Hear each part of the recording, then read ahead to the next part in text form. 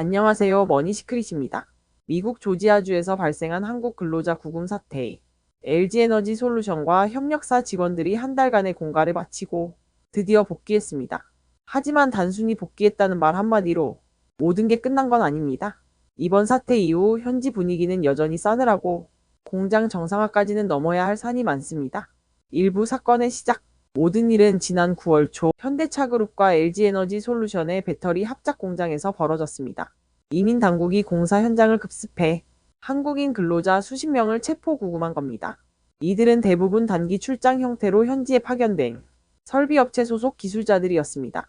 비자 문제로 구금됐던 이들은 8일 만에 석방돼 9월 12일 인천공항을 통해 귀국했습니다.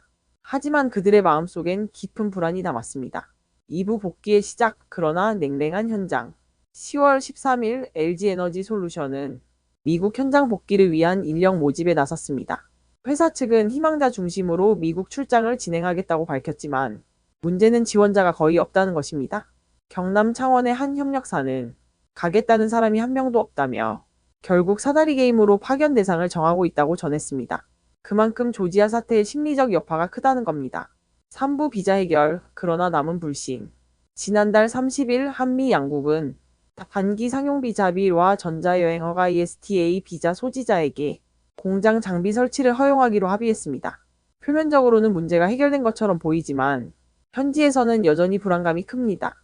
단속 당시 외국 장비 쓰는 기업은 감시 대상이라는 말이 돌면서 반외국인 정서도 퍼지고 있기 때문입니다. 결국 제도만 고친다고 해결되는 일이 아닙니다. 미국 현지의 인식과 감시 체계가 바뀌지 않으면 기업들은 또다시 위험을 감수해야 합니다. 4부 공장 정상화의 험난한 길. 이런 상황에서 공장 정상 가동은 쉽지 않습니다. 가동 초기에는 자동화 설비를 세팅하고 조율할 숙련 인력이 꼭 필요합니다. 하지만 지금처럼 인력 복귀가 지연되면 생산 일정도 늦어질 수밖에 없습니다. 게다가 안전사고 우려도 큽니다.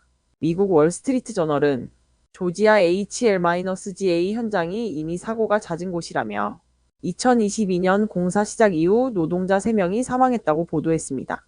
총 사업비 10조 9천억 원 규모의 초대형 프로젝트지만 안전 문제는 여전히 해결되지 않은 셈입니다. 5부 신중한 복귀, 그리고 남은 과제. LG에너지 솔루션은 비자 문제 해결과 함께 인력 재파견 절차를 매우 신중히 진행 중입니다. 회사 측은 미국 복귀를 지원한 직원부터 순차적으로 투입할 예정이라고 밝혔습니다.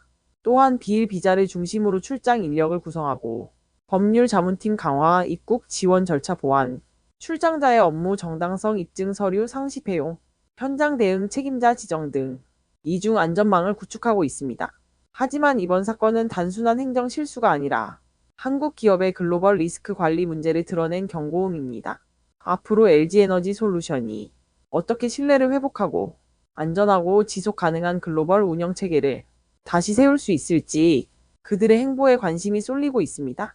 지금까지 미국 조지아 사태 이후 이 LG에너지 솔루션 복귀 과정을 살펴봤습니다. 사람이 떠난 공장은 멈출 수 있지만 사람의 의지가 멈추지 않는다면 공장은 다시 돌아갈 것입니다. 이상 머니시크릿이었습니다. 감사합니다.